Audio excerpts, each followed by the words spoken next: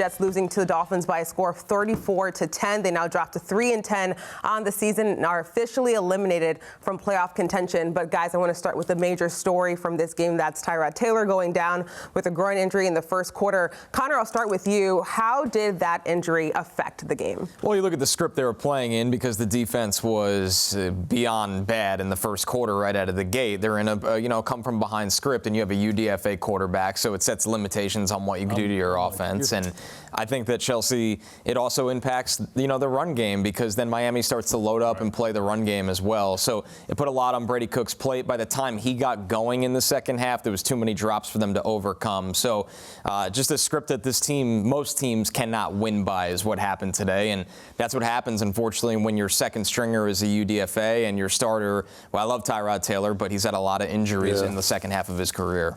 Yeah, it was tough because, I thought this was going to be a stacked day for Breece Hall, right? The Dolphins had one of the worst running defense in the NFL, and we didn't see much of him solely because the Dolphins got so far ahead. But this is tough, man, because I thought this was a game, even though the Dolphins came out hot, I felt like the Jets were strong enough to counteract all that. It just didn't happen.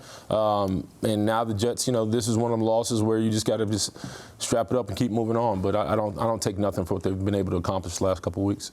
I mean, as a defensive player, I'll get the stats later, but, they got the ball ran down their throat. Yeah. So it's about the lack of nobody was missing from defense, right? We talked about them and we patted everybody on the back about the defensive tackles, the linebackers, and all that stuff.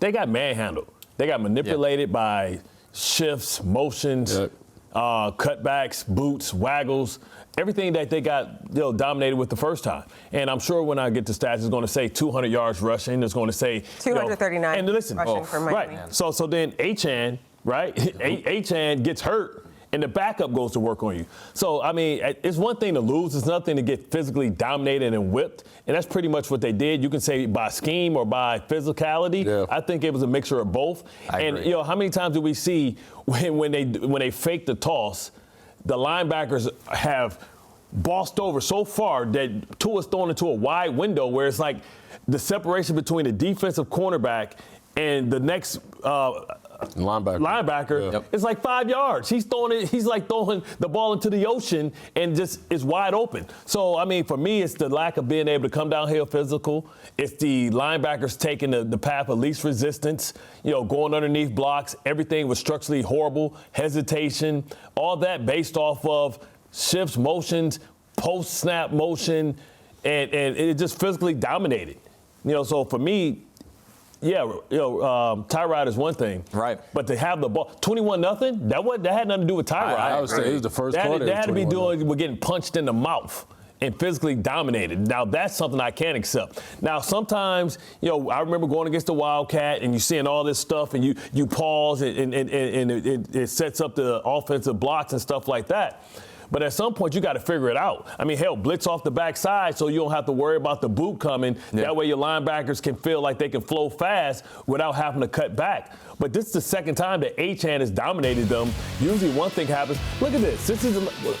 What are we talking about? And this is a receiver here. These are chunk plays, explosive plays from running the football. This has a linebacker going underneath. What are you going underneath the block for? The pass of least resistance. You got to fight. Yeah, you got to fight to get over the top. This is right up the gut, right down the heart of your defense, bad tackling that we saw early in the season. But then, listen, what do you see? He just broke 5 tackles. 1, 2, 3. Everybody wants to do this new stuff. Let me get the punch out. You got to secure the tackle first. Right. The first man can't be punching. That has to be the second man. My point.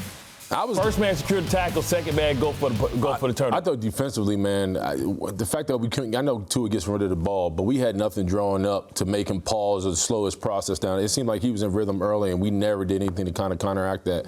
And we talked about it in pregame, like, man, if he gets in rhythm, he's just going to kill you. And we did nothing from a blitz standpoint. Make him uncomfortable. We didn't need McDonald, nothing. Nothing made him uncomfortable today. Because you were coming off boots and waggles. So there's moving a launch point for him, buying time. time, and the defensive ends weren't doing a good enough job. Even when they went to their sink front, what we call sink front, 5 people on the line of scrimmage. Well, that's when I expect us to down. condense the pocket. We had nothing for it.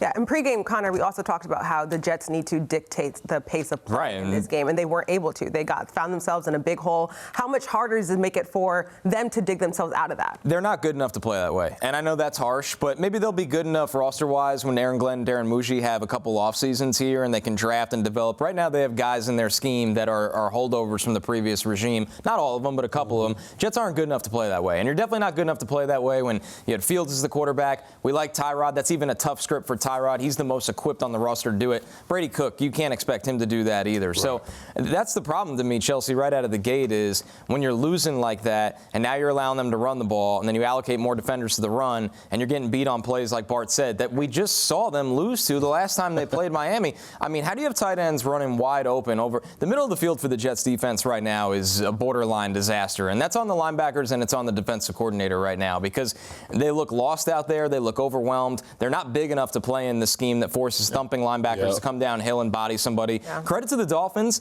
They got to the second level as fast as they could today because they knew if they got bodies on the Jets' undersized linebackers, it was over. Mike McDaniel, people like to make jokes about him and all that. He's one of the best run game coordinators in the sport of the last 10 years. When he was stapled bodies on bodies. Right. And then you got 3 people.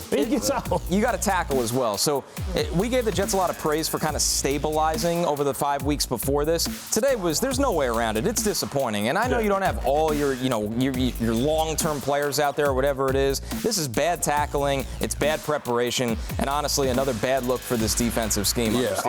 Are you teaching one-gap penetration and allowing guys to run to the second level, not holding jump throughs, not keeping people off your linebackers? Listen, I used to love the day when I saw a fullback with a neck roll because I would tell him, guess what, you're going to need it because I'm about to break it. And these dudes just soft as hell now, man.